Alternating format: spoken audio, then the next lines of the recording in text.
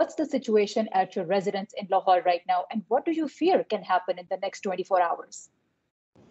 What will happen in the next 24 hours, I have no idea. Before your arrest, you had many times said that if something happens to you, there will be violence, and that your supporters will not spare anyone.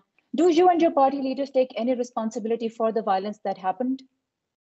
Absolutely not. And the reason is very simple. Whenever we say there will be protests, they have always been peaceful protests. Now remember, this is my 27th year in politics. Name me one time I've given a statement where I've said that we will indulge in violence. We have always said that we will stay within the Constitution, within the law of the land, but protest is a democratic and constitutional right. When they tried to kill me, surely then they should have been arson and burning down buildings. It didn't happen. The moment the army picked me up, there was always going to be a reaction. Or when they abducted me, proved by the Supreme Court that it was abduction, unlawful, there was always going to be a reaction. You have used aggressive language many times, saying things like, I will hang these thieves upside down. Don't you think that when these kind of statements come from a leader, that they create a sense of not just anger, but also a sense of entitlement, that if we're angry and we're upset, we are entitled to go out and do whatever we want to express that anger? Look, this is not true. Well, then why did they do it before? Why haven't they done it for 27 years? But you didn't provide any proof even to your supporters. How can I provide proof when there's no investigation? This is my democratic, my constitutional right, that if I suspect someone, they should be investigated. Then they can prove their innocence. I wasn't allowed my right to have a proper investigation. So, must remember the background behind it. There's a huge amount of suspicion. There's a lot of fear that they would pick me up. So I have time and again said, look, if you want to come and arrest me, just come up with a warrant and I will give myself up. So when they brought you a warrant in mid-March, why didn't you give yourself up at that time? Because it was illegal. All you're seeing right now, the crackdown on PTi, is to somehow make us so weak that we can't compete in the elections. Okay, so lately you have very openly criticized the army chief. Your predecessors, when you were in government, and your opponents would criticize the military's top leadership for meddling in politics, you said that they were committing treason. If their criticism of army's top leadership was treason, how is your criticism of that leadership any different? So you have to put this in context. Just remember in what context I was talking about. The context was very simple.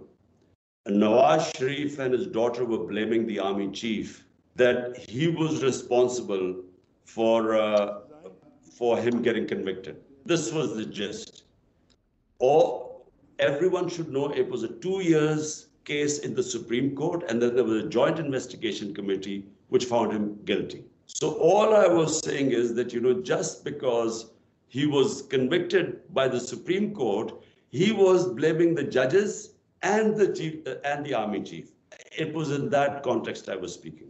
Right now, the reason why I named the army chief was because I was abducted inside the High Court precincts by the army. So the army cannot act without permission from the number one. This is how the army works. So that's why I named him.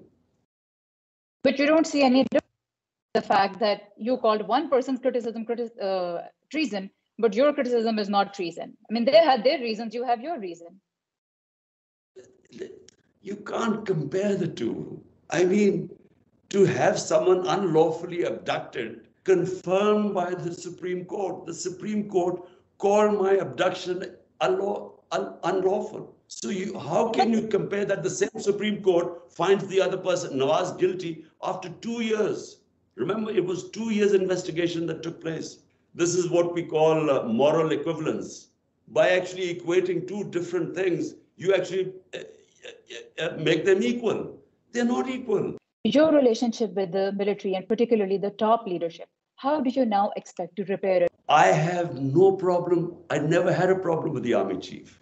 In fact, several times, when I thought he was he would be saying, I would hear that he was saying these things about me which weren't true, I would try to reach out to him to clear the issues.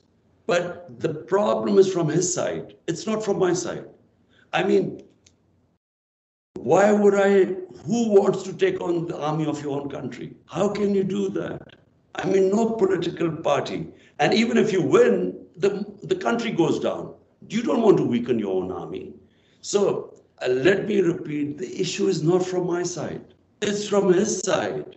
And for the life of mine, I can't work out what is in his mind that he's decided that whatever happens, Imran Khan should not come to power. Former Prime Minister of Pakistan, Imran Khan, thank you very much for speaking with Voice of America. Thank you. Thank you.